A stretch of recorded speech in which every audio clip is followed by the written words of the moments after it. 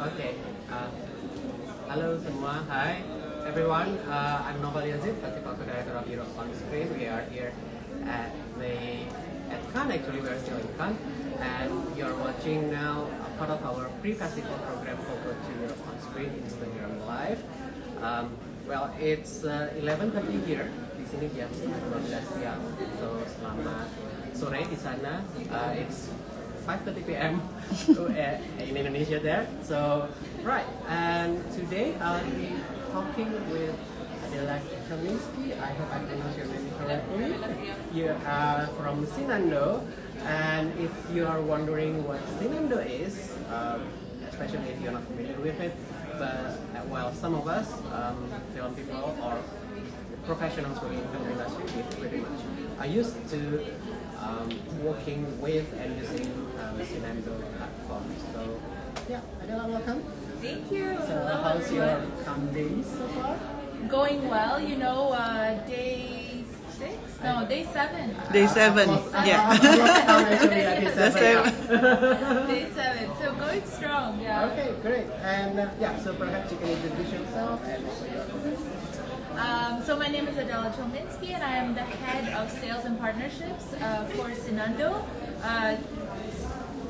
Marché du Film.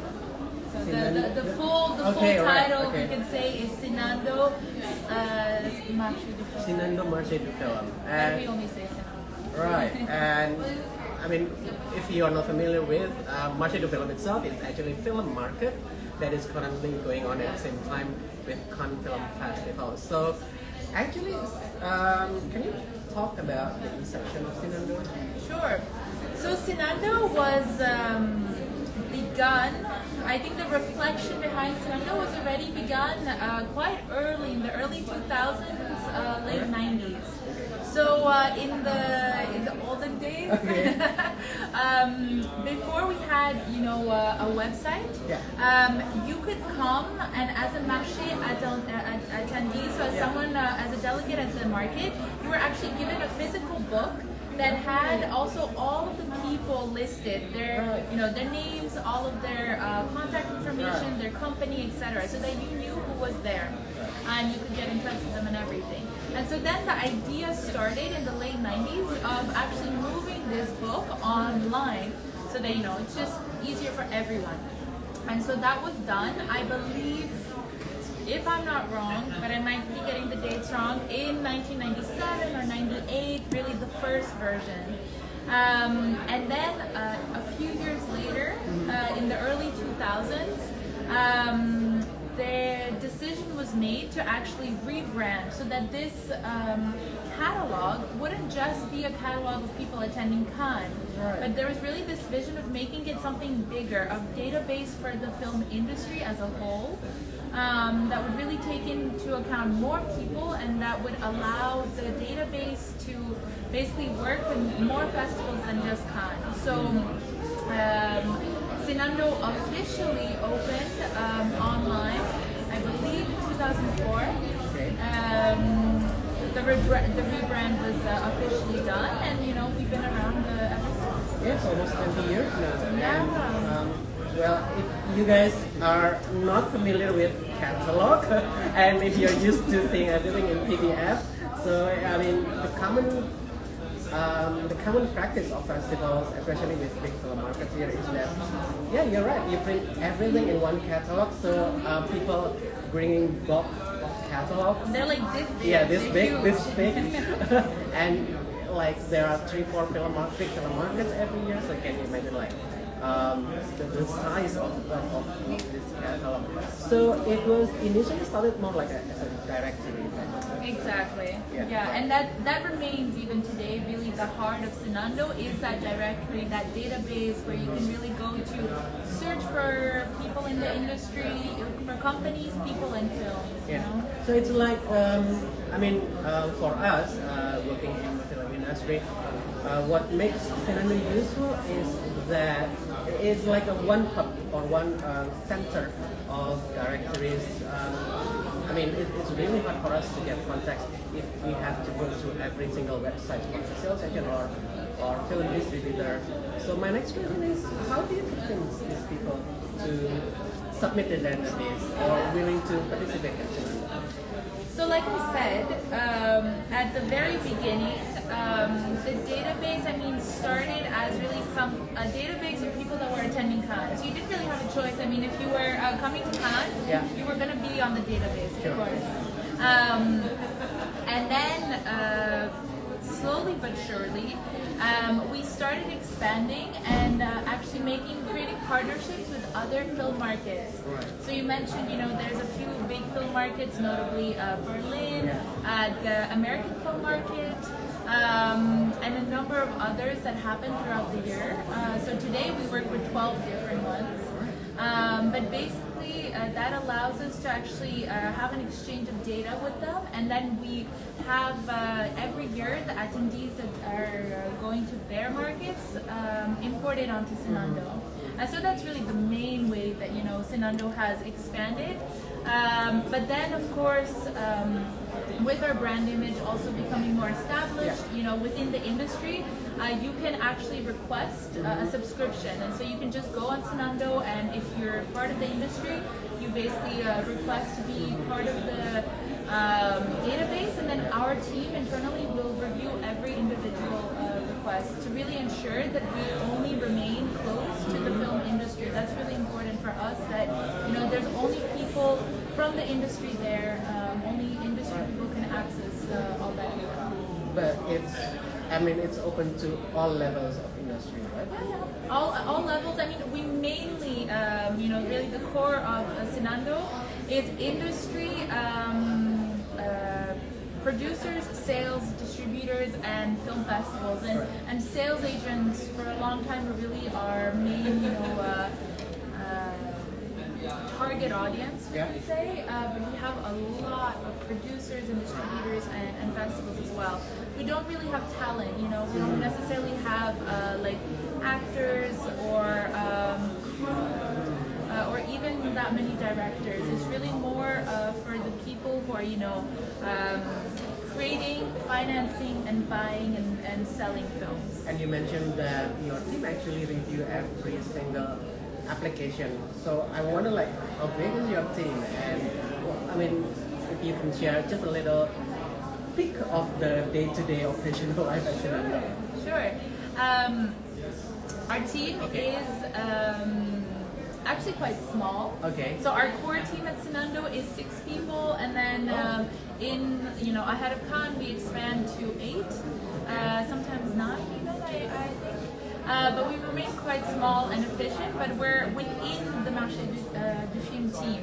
So there's always, we're always, in touch with and in collaboration with other team members from the Marché. And what a day-to-day looks like, I would say, is very different depending on who within our team you are, because we have our 2 IT guys, and they really are, working on the core and working on the coding and working on any, technical issues that come up. Then you have our marketing manager who's, ensuring that all the communications around Cinando and all the things that we do with our different partners are, going smoothly.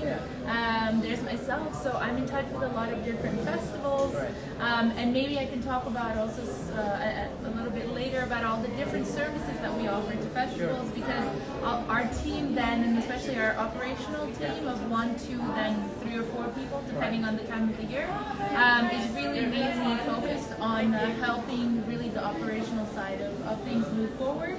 And then of course we have our head of Cinando, who's really there to manage the team and the strategy of where Cinando is going. And you are based in Paris, or do you have teams all over?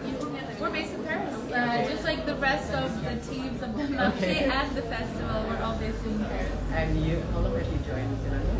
Me personally, I've been in Cinando for now almost 2.5 years. Okay. So you actually joined at the time of pandemic. Yes, exactly. I started in January of 2021, so working from home a lot. Right. And did the first special edition, of the Marché, which was held in July. Yeah. I think I was lucky that was also my first edition, because it was a more calm, slower edition. It was like a still like half capacity of the festival market. Yeah? Exactly. So I got to get a feel of what Cannes is before really being thrown in the middle of it last year. Right. And yeah, you mentioned about different services other than directory that Cinando provides. So you can elaborate that. Sure. So we offer a number of services, mainly for film festivals, but also some for sales agents. So for film festivals, what we offer is video library services. So we can actually create, we have a white label video library solution that film festivals can use to put up films for industry delegates. So it's a password protected website that you need to be able to log into in order to be able to watch films, whether that be during or sometimes afterwards the market. Then related to that is our catch-up screenings that I know we were talking about earlier.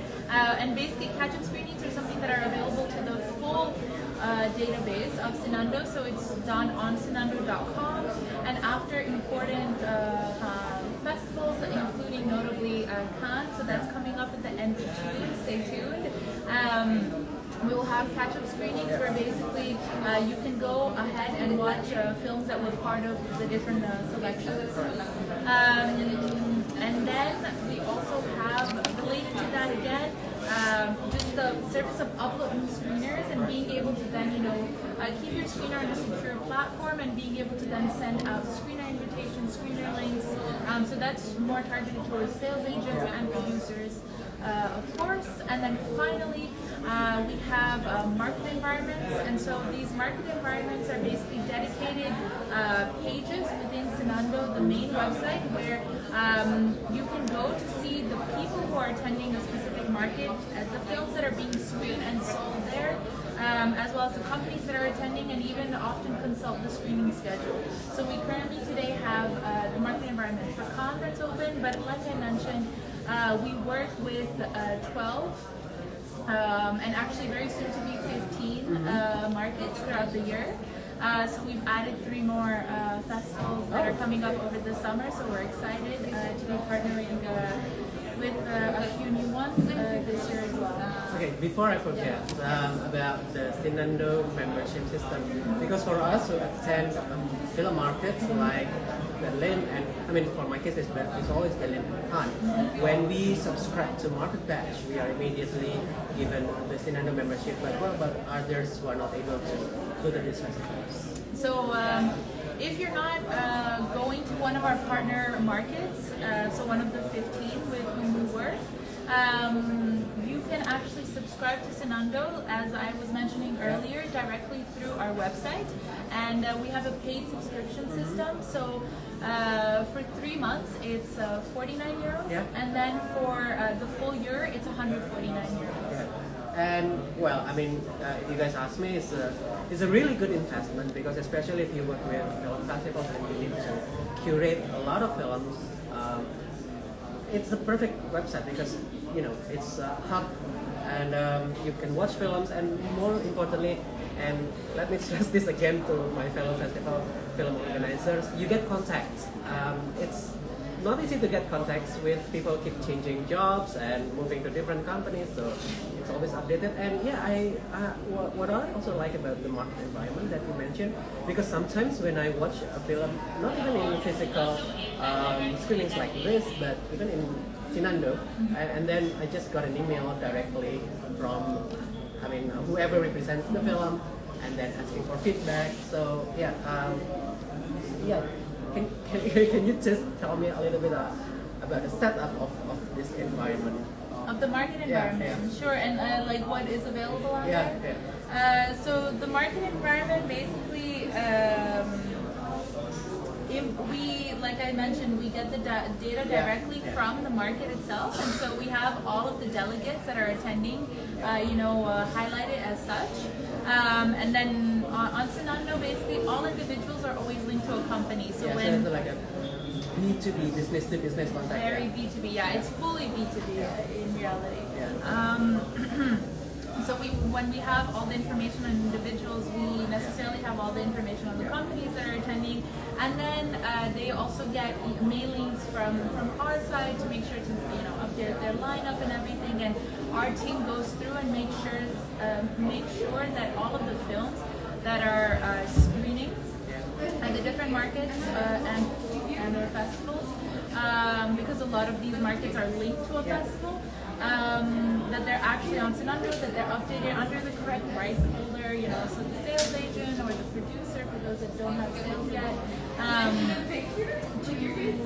to really allow basically all of our members to be able to consult the screening schedule and have all the details, that are directly on there. And yeah, since you joined Cinando right at a time of pandemic where we see like lots of content suddenly being available online and people sort of like willing to open up for the virtual availability.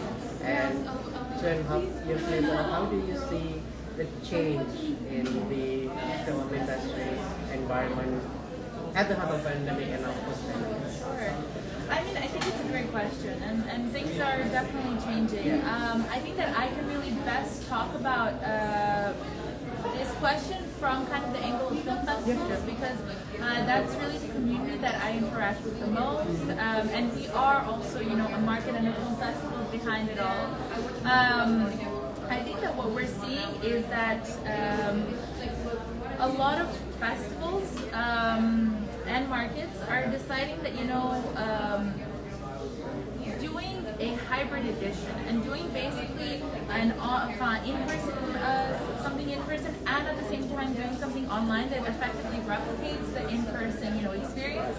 That's gone. That's done. That's really something that we only did during the pandemic, and it's just also so much work. It's really effectively putting on 2 different festivals at the same time with the same resources. It's very hard. However, I think that hybrid is here to stay, but it's going to be done in a different way. There needs to be an online element that adds value basically to the user experience, and I think that it's a very good way for festivals and markets to really valorize their attendees year-round. And I think that that's also something that kind of we're hearing here in Cannes. There was a very interesting conversation that it was actually a panel that we hosted within the Festival's Hub program, which is a program of the Marché du Film that the Cinando team is behind, with a few different festival directors. And there was also some statistics that were brought in by Aventis, who has a white paper that they will be publishing soon on really kind of the future of film festivals. And that was kind of the conclusions that were being brought up by them as well, that hybrid and digital, obviously, they're here to stay, but we just have to know how to use them and how, really to make the most out of them. So I think that's a discussion, and that's a reflections that all festivals and markets need to be having, on their end. And you mentioned that you have panels also. So the fans out there, Cinando not only hosts all the database, they also have events here. So can you talk about the concepts of the events that you bring here, and in particular, why you choose certain topics? Because I noticed a lot of you hosted so many film festival themed events. I attended a few. Yeah. So really, the reason that our events are all film festival, that's on purpose actually. The reason that all of our events are film festival oriented, because so the Cinando team is behind. We're really the ones that organize a program of the Marché du Film. And the program of the Marché du Film is called the Festivals Hub, and it's actually a program exclusively dedicated to festival and market organizers. Hence why all of the events that we organize within that are really dedicated to festivals and organizers, whether that be the panels, the workshops, or even the networking events. Okay. So as someone who has been in touch with a lot of film festivals in the world, I'm always curious. I'm also would like to share, to ask this question if I meet fellow film festivals organizers, like what are the most common challenges, probably like top three, especially during the post-pandemic? I mean, for us, right now, if we have to have a hybrid screening, it's getting harder to convince sales agents for festivals. Well, that's one. So perhaps you have a few others. For film festivals, their main challenges. Yeah, I think that is definitely something that we're hearing an echo of. That sales agents are not necessarily very willing to put films online for virtual screenings and such. I think that another challenge, and it's in itself, it's actually not a bad thing. There's a lot more films, coming in at the moment. Right, because they couldn't get released during the pandemic. Exactly. And so we saw, that there was this like boom in all these films that were kind of stuck during the pandemic, but actually production numbers have continued, to really rise since. And so festivals are receiving higher submission numbers, which is, again, it's a great thing because that means we have even more content to look through, but we need not forget that also, watching a film for a programmer, it's still their job. Even if it's something, that it's great to do and fun to do, it's still a job. And teams, programming teams haven't necessarily expanded to take into account the, expanding number of submissions as well. So I think that's another, challenge. And then in general, just lots of maybe,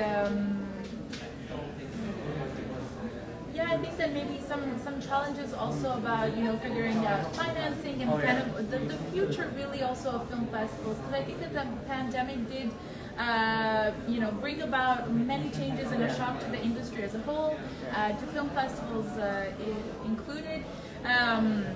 And I think that we're seeing that film festivals are very important as like event, places, and that they really allow cinema to live. Yes.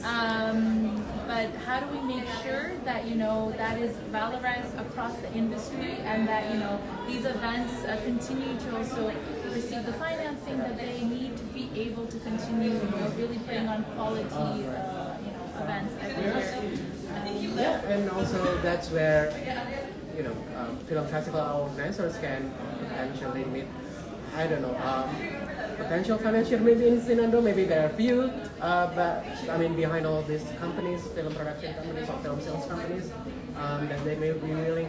One more thing that I forgot to ask you in our prepared questions is about security system when it comes to uploading screeners. Because I've noticed also during the pandemic, security concern is suddenly becoming one of the main concerns of people with their works online. So in Cinando, how do you guys ensure the security for So security has always been one of our main concerns, because working really on the B2B side of things, we know that how important it is for sales agents to really have a security system.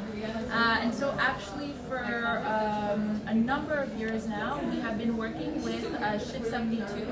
They are our technical partner for all of our full video system basically.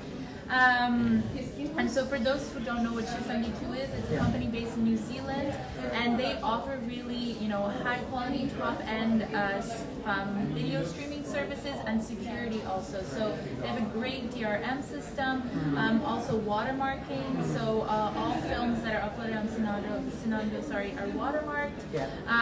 We also require that in order to be able to watch a screening on Cinando, you have to be logged in. Yes. So even if you're a sales agent, so I'm a sales agent, I upload a film and I want to send it to you, but you don't have Cinando. When I send it to you, the system will still request you to create a password so that we know that It is you specifically who are watching the screener when you go ahead and watch it. We just need to create an account, but we don't have to be a member yet. You can, basically you will receive a guest account. So you Right, have just okay, an email with the password that allows you to access the screener, and that way it also allows us to have really good statistics that we can share with our sales agents or whoever has uploaded the screener. They know exactly who has been watching the screener. Yes, and would you say that there has been a rise in number of screeners being uploaded? I mean, during the pandemic, of course. Yeah. I think that post-pandemic, I'm not sure. Actually, I don't necessarily have the statistics over the past 2 years. But during the pandemic, yes, we saw a rise. And then talking about the 15 festivals and markets that you are in partnership with. Only markets, and only then markets. we have about 30 to 40 festivals. So in total, we have about 50 partners. Okay, can you tell a little bit about the different kind of partnership that you do with markets and festivals? Sure. So the markets really, the 15 markets that I was mentioning are that's for the market environment. Okay. So that's really for mainly the transfer of data, about delegates and films and screening schedules onto Cinando. With film festivals, usually it's for a video library. That's where our relationships are with festivals, and then often the video library and catch-up sessions go together. So you can have a catch-up on Cinando.com after you've had the video library that perhaps is closed at the end of the festival. So perhaps I should mention about catch-up screenings. So catch-up screenings is what Cinando will provide several films on certain festival selections, and then if you are a member of Cinando but you're not able to travel to the festivals, you can still watch the films from there. We have a question from the audience, but I have to read from my colleague's one. Is it really important for filmmakers and film industry to collaborate with Cinando? I mean, yes. Yeah. No, but I think that the reason that Cinando today is a very interesting tool is because it has grown from, its Canwa origins. Today, it's really an international platform. I mean, we have 65,000 film professionals, over 100,000 films that are cataloged on Cinando. And so, if you're in the industry, and you really want to, like you said, find those contacts that you need, for some project, for a film, for a festival. Cinando really gives you that ease of access, and you don't have to spend unnecessary time searching for, contact information, on Google, through websites, and all of that. Right, and so it's important, guys. It's an important investment. And since we are right in the middle or almost over for the market of Cannes, I have to ask you this: what has been your most memorable experience in market this year? Most unforgettable one. From this year? From this year. Let's start with this year. It's a great question. In the past 7 days. In the past 7 days, my most memorable experience, I think it would probably be.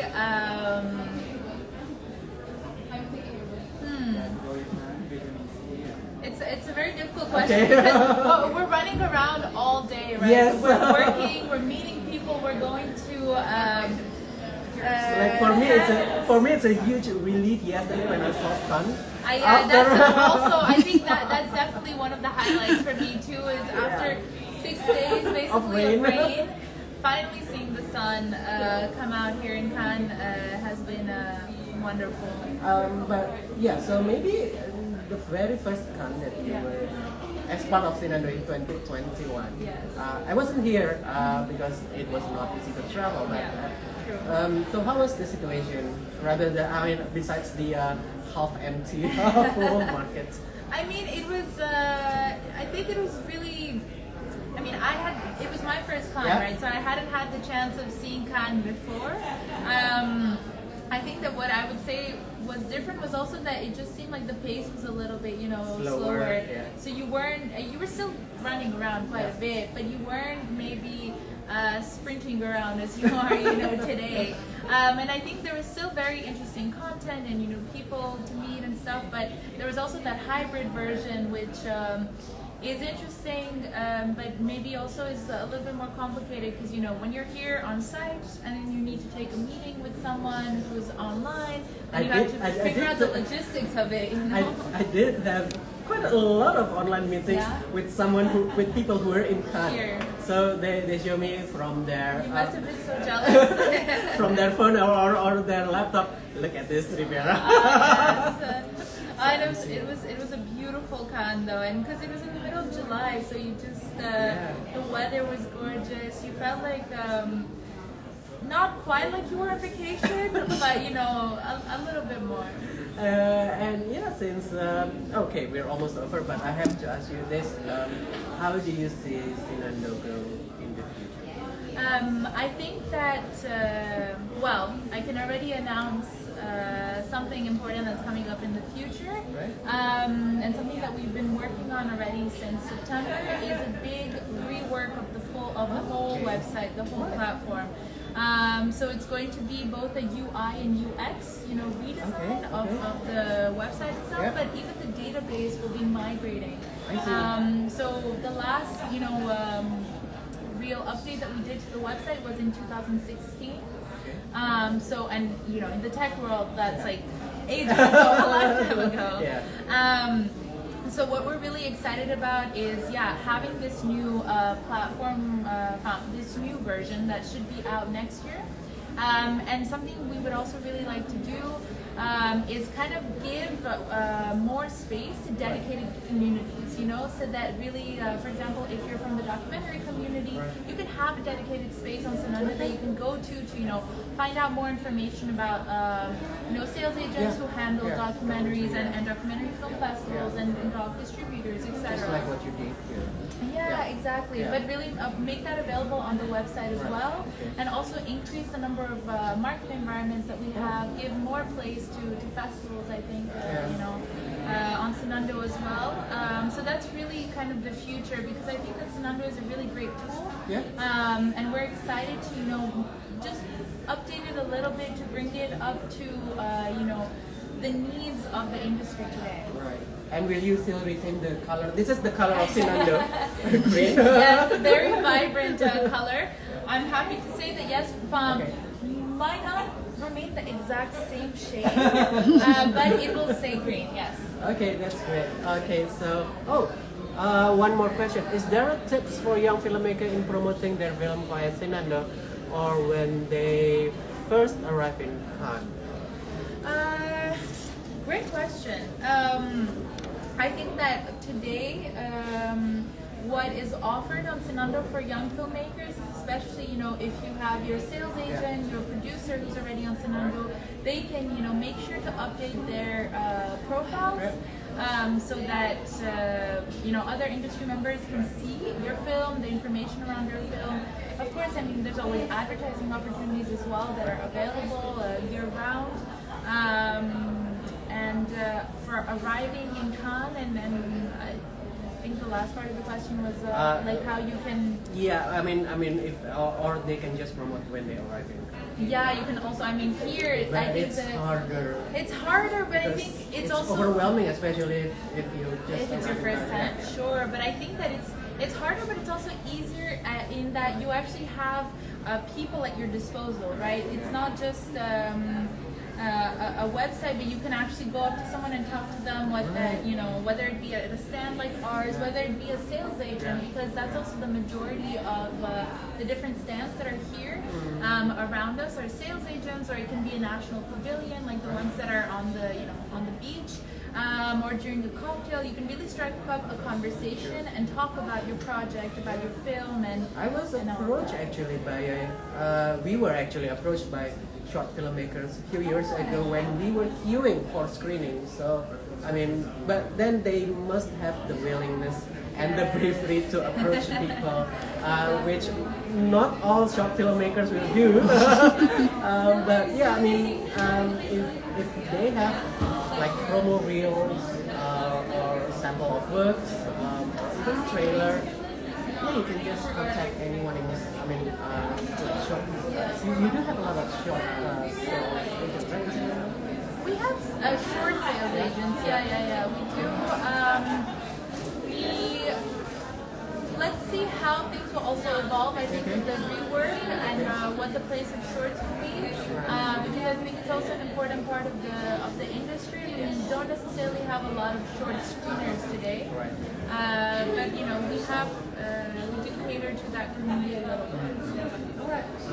Any more questions? Okay. All right. Okay. Cool. Because we are about to have lunch now. Well, thank you so much, Adela, for your time. So I think this will be like the last 3 days of the market, right? Yes. Okay, and any plan for holidays soon? Yes, of course. Taking like 10 days to just sleep. I think that's the plan. Right. Well, thank you so much, guys. Terima kasih sudah bergabung bersama kami. Don't forget our festival will happen next month on the 16th to 25th of June. Okay, see you. My colleague Usri will host the next Instagram live session on Thursday. Bye.